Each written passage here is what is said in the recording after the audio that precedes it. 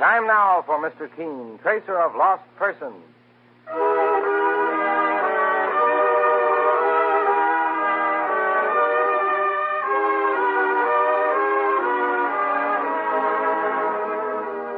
Ladies and gentlemen, Anison and Collinos present Mr. Keene, tracer of lost persons, one of the most famous characters of American fiction in one of radio's most thrilling dramas. Tonight and every Thursday at the same time, the famous old investigator takes from his file and brings to us one of his most celebrated missing persons cases. Tonight's case is entitled The King Cobra Murder Case.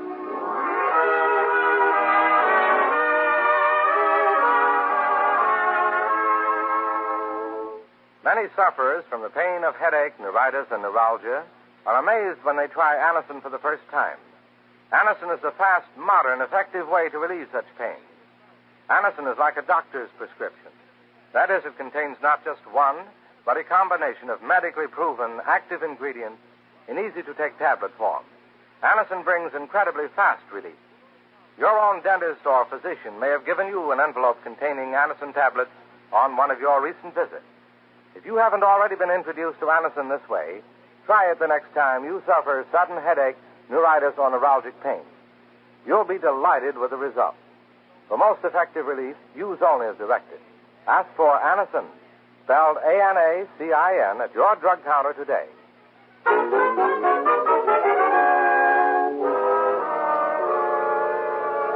Now for Mr. Keene and the King Cobra murder case. Our scene opens aboard an ocean liner which is just entering New York Harbor. In one of the cabins, a beautiful young girl has just completed her packing in preparation for going ashore. Suddenly, her door is opened. Expecting to see one of the cabin stewards. Instead, she comes face to face with death. Steward, will you take this bag, please? Oh, I thought you were the steward. What are you holding under that towel? A snake. Oh, for heaven's sake, take it away. That's a cobra. It's a deadly snake. Are you crazy? No! No! Oh, it's bitten me. Let me out of here. Let go of me. I'll die. I've been poisoned. If you have any pity at all, you'll get a doctor. Why do you want to kill me?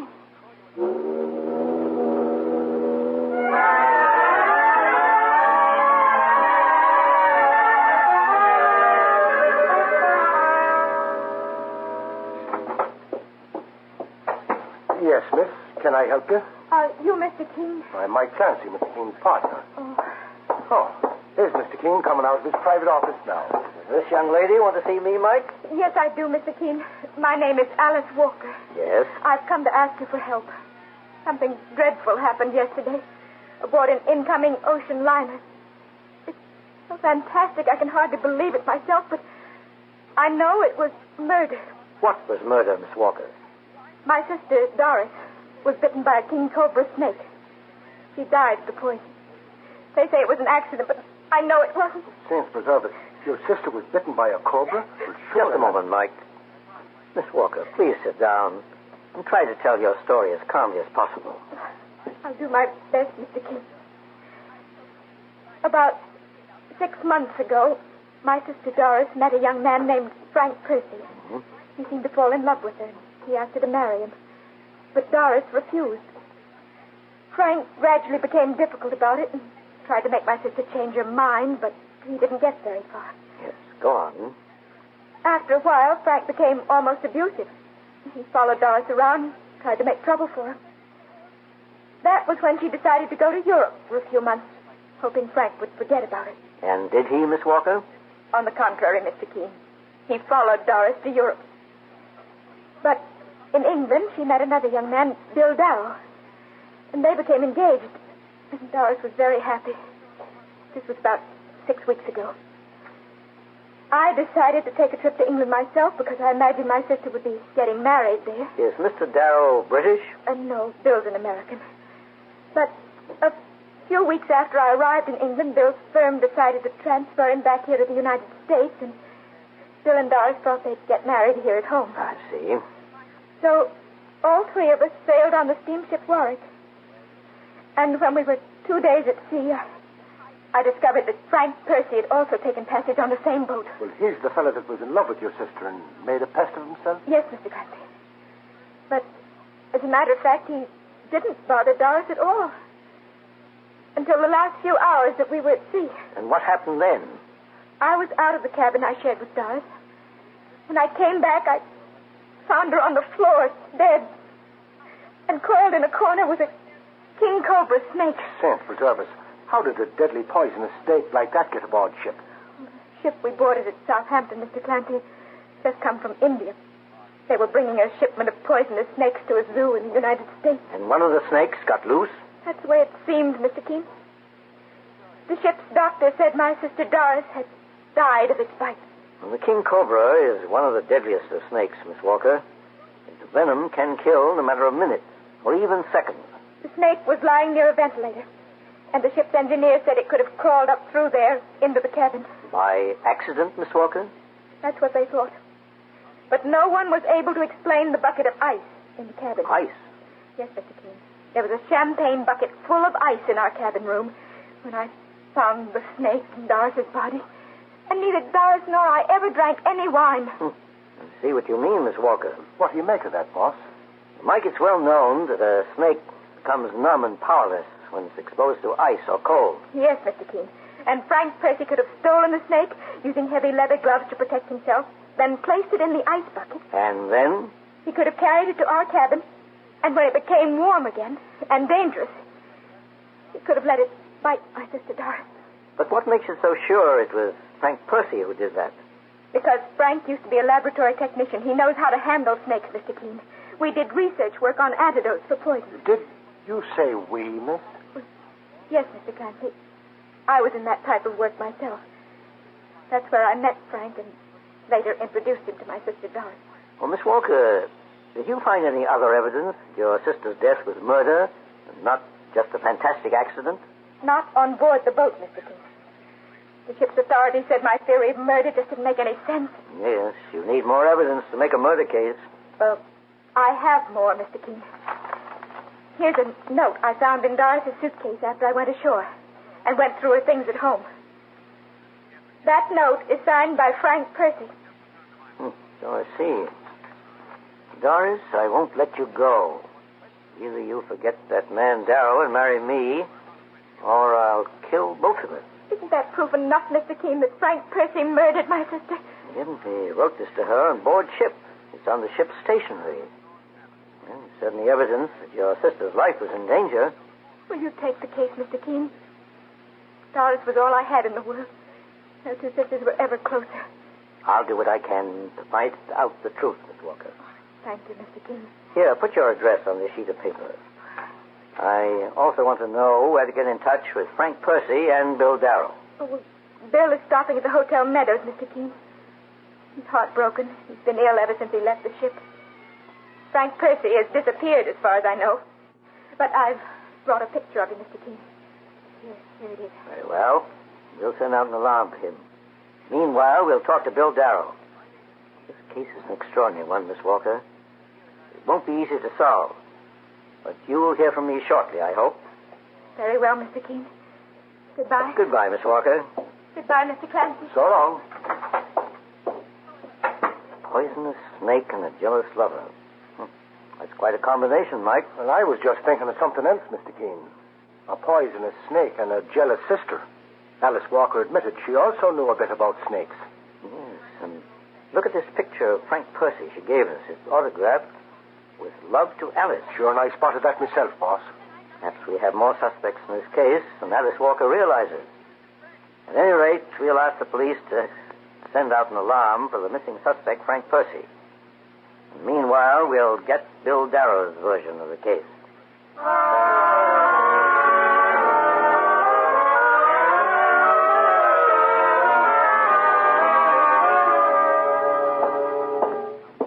Darrow's hotel suite, Mr. Keene.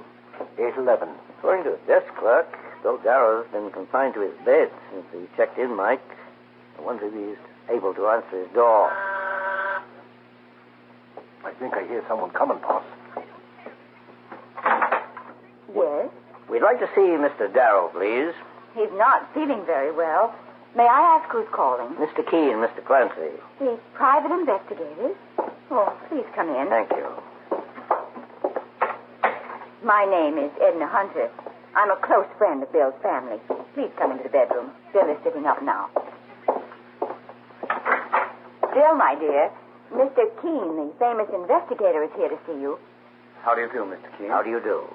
This is my partner, Mike Clancy. Pleased to meet you. Sit down, gentlemen. I've been ill, as you see. My fiancée, Doris Walker's death, was too great a shock for me. Bill, I'm expecting an important phone call in my own room downstairs.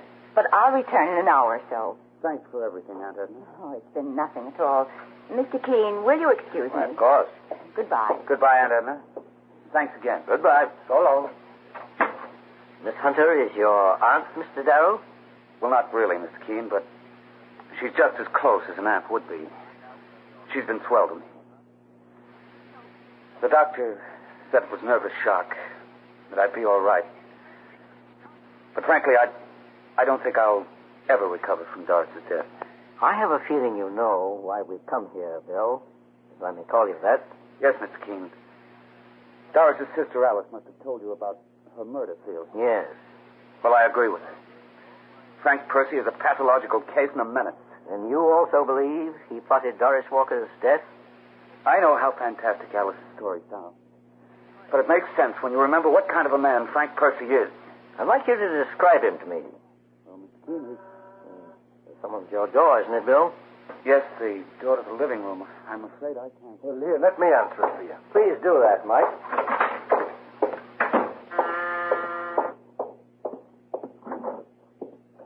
Is this Bill Darrow, sweet? Yes. Where is he? Just a second, young fella. You look familiar to me. Do I? I think I've seen your picture. Faith, and you must be Frank Percy, the man we're looking for. Stand back or I'll put a bullet through your head. Oh, armed to the teeth, are you? Stand back, you hear? I'll kill Bill Darrow if it's the last thing I do. Mike, what's happened? Look out, Mr. Keene. Take that gun, young fella. Is it Frank Percy, Mike? Yes, boss. Coming in here with a gun and threatening to murder Bill Darrow. If it wasn't for Darrow, Doris Walker would be alive now. we were thinking she'd be alive. If it wasn't for you, Frank Percy. Me? You've got quite a bit of explaining to do. I suggest you better start now, because I promised to put Doris Walker's killer behind bars. And you will have to prove to my satisfaction that the killer isn't you.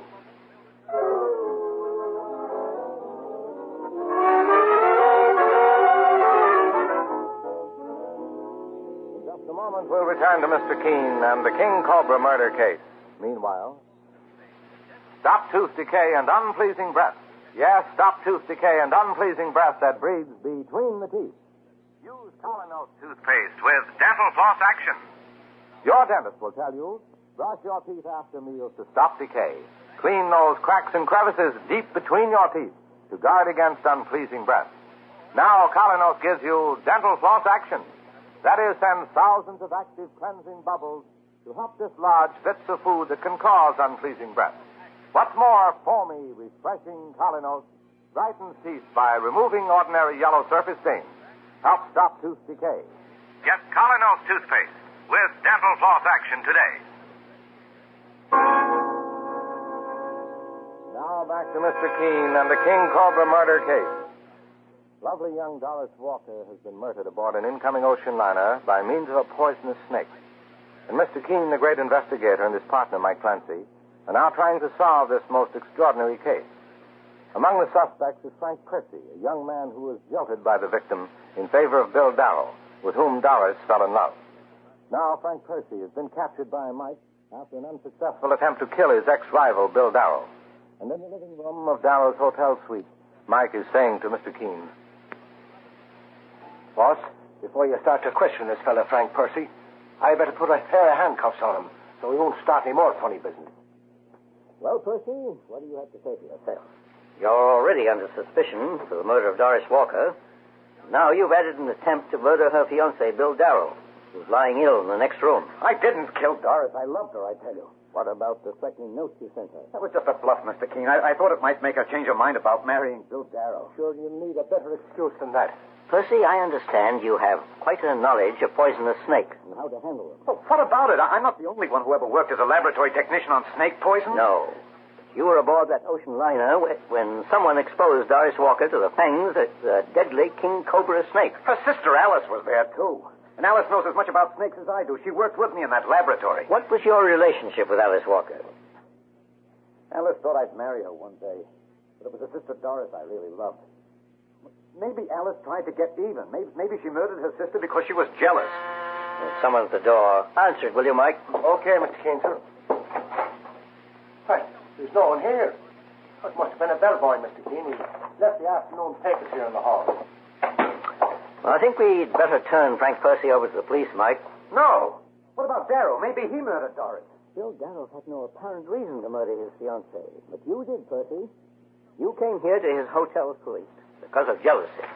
Not because you thought he was guilty of murder. And furthermore... Mr. Keene, look at this article on the front page of this newspaper. What is it, Mike? Well, it says here that the New York police are on the lookout for a maniac who came in on the last sailing of the steamship Warwick. That's the boat Doris Walker was on when she was murdered. Let's see that newspaper, Mike. British police cabled that the homicidal maniac was responsible for the deaths of 2 young women in England. It's been sought for over 6 months. The steamship Warwick's under an assumed name. But, Mr. Keene, look at the description of the fellow they want.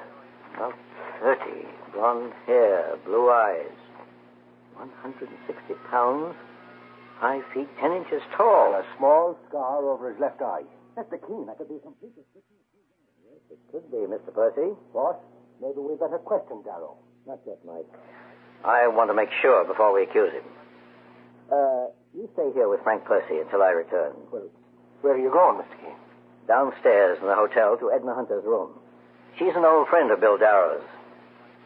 And I have a feeling that she can tell us more about him than anyone else.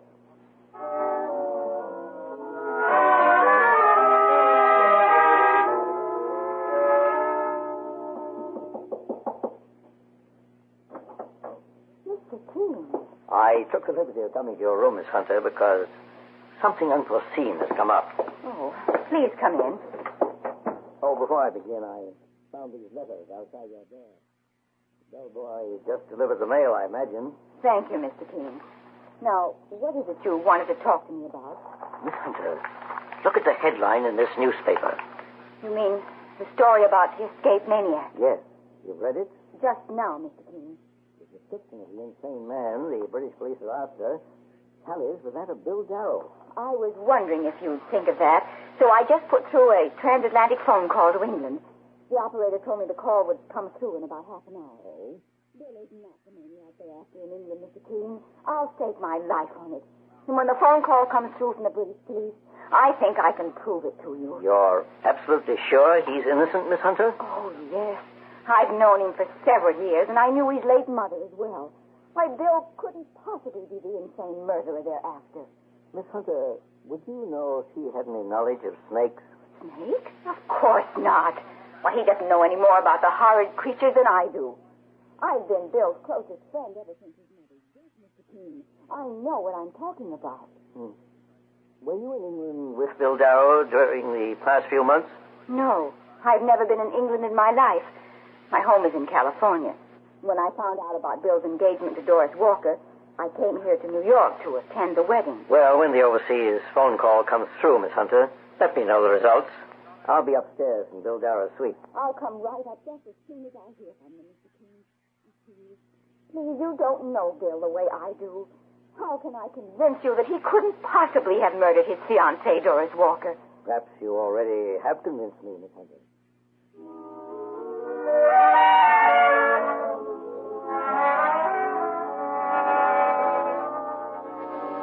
Mike, I want you to take Frank Percy to police headquarters.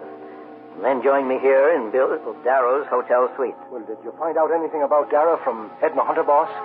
She's putting through a long-distance call to the British police. Meanwhile, I'm going to put through an overseas call myself to the Liverpool Zoological Society. And if they give me the information I'm looking for, We'll have this murder case broken within the next few hours.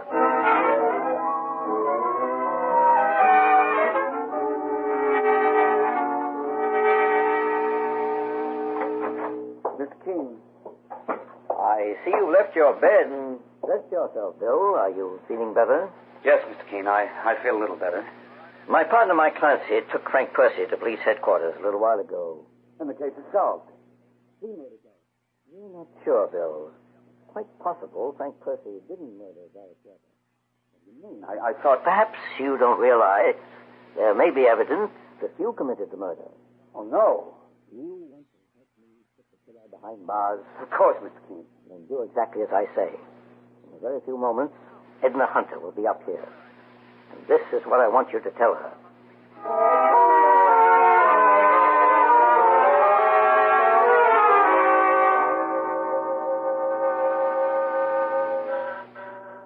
Come in.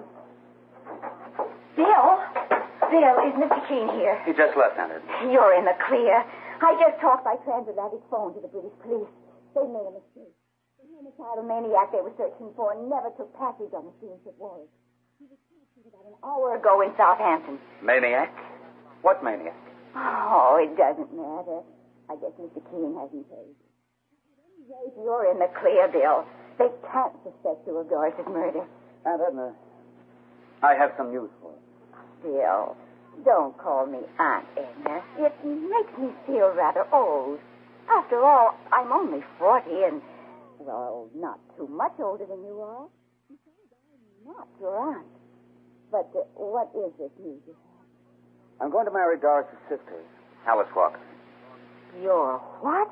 If you want to know the truth, I was never really in love with Doris. Actually, I was mad about Alice, but I'd already told Doris I'd marry her, and I didn't have the nerve to back down. How can you be such a fool? What? Alice is just as much of a nitwit as her sister Doris was. What's wrong with you, Bill? Are you stupid enough to fall for every woman in the world? But the one who really adores you. I don't understand. Bill, I'm still an attractive woman. There are only 10 years between us. 10 small years. And I know how to make you happy. But this is ridiculous, Aunt Edna. If you call me Aunt Edna again, I'll kill you. You what? I'll never let you go, do you hear? You belong to me. Rival, and I can... What did you say? Well, Edna Hunter, Mr. Keene, you just admitted, as I expected you would, that you murdered Doris Walker. you are hiding in that closet. Don't come near me, either of you. She's got a gun, Mr. Keene. It won't help you, Edna Hunter. It's too late. You gave yourself away on 2 counts. Even before I planned with Bill how to trick you into confessing. Do you remember those letters I found outside your door a while ago? Yes, I remember, Keene. I noticed that the return address on one of them was the Liverpool Zoological Society. When I phoned them overseas, they said you had often acted as an agent for them for reptiles. Your business was supplying snakes for zoological gardens. But you denied that you'd ever been to England. You wouldn't have lied like that if you hadn't wanted to cover for yourself. And what else did you discover, Keene? You were so anxious to protect Bill Darrow. I suspected that you might be madly in love with him. So much in love that you'd murder your rival, Doris Walker. And you did. Mr. Keene, I never even knew that Edna was on that boat. Bill, that was because she was quartered near the hold with some of her snakes. Edna Hunter had boarded the boat in India with a shipment of snakes for New York. Later, by coincidence, you boarded that same boat with your fiancée, Doris. And Edna kept well out of sight. I would have killed Doris sooner if I'd had the chance. I would have pushed her overboard. But your snakes gave you a better opportunity. You took a king cobra, numbed it with ice, then exposed Doris Walker to its deadly bite, thinking her death would look like an accident. Mr. Keene, I never even knew that Edna's profession was dealing with snakes. You never knew anything about me, Bill Darrow, because you never took the trouble to find out. I fell madly in love with you the first time I saw you. And I took a position with your mother just to be near you. And, Edna, you never got over your love for him. It warped and twisted your mind, so that when you saw him again, engaged to another younger girl, you went to pieces completely. No, Keene, I didn't go to pieces. And I'm still in command of the situation now. She's moving to the door, Mr. Keene. And before I go, I'm gonna square accounts with both of you. Put that gun down. Let go of me. Hold on, Mike. Let go. May be pretty good with snakes, boss, but so am I. Especially the two-legged kind. Call the police, Bill. And tell them to get up here immediately. All right, Mr. King. As for you, Edna Hunter, your crime is one of the most horrible I've ever encountered. When you're brought to justice, you'll pay for it with your life.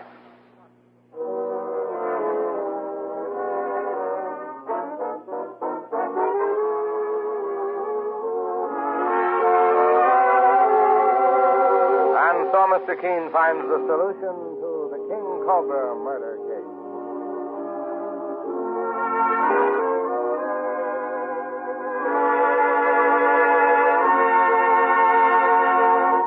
The next time you're suffering from the pains of headache, neuritis, or neuralgia, try Anacin. You'll bless the day you heard of this incredibly fast way to relieve these pains. Now, the reason Anacin is so wonderfully fast-acting and effective is this. Anacin is like a doctor's prescription. That is, Anacin contains not just one, but a combination of medically proven, active ingredients in easy-to-take tablet form. Thousands of people have received envelopes containing Anacin tablets from their own dentist or physician, and in this way have discovered the incredibly fast relief Anacin brings from pain of headache, neuritis, or neuralgia. So next time such pains strike, take Anacin. For most effective relief, use only as directed. Your druggist has Anacin in handy boxes of 12 and 30, and economical family-sized bottles of 50 and 100. The name is Anacin, A-N-A-C-I-N.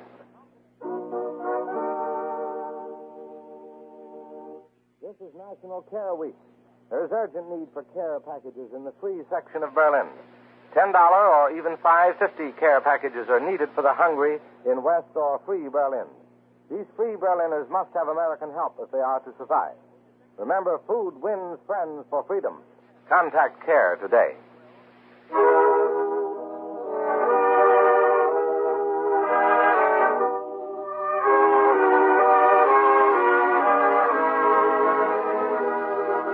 Mr. Keene, Tracer of Lost Persons, is based on the novel Mr. Keene. The radio sequel is originated and produced by Frank and Dan Hummert. Dialogue by Lawrence Clee. Directed by Richard Leonard. Leonard Kilpack plays Mr. Keene. It is on the air every Thursday at this time. Don't miss Mr. Keene next Thursday when the kindly old tracer turns to the case of murder and the missing car.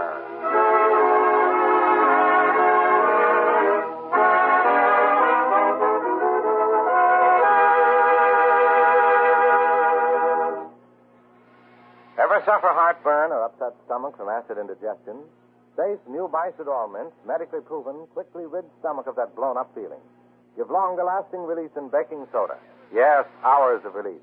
Bicidol mints not only neutralize, but actually carry away excess stomach acid. Soothe irritated stomach linings. Let you sleep all night long when acid indigestion strikes. Carry new Bicidol mints for fast relief, anywhere, anytime.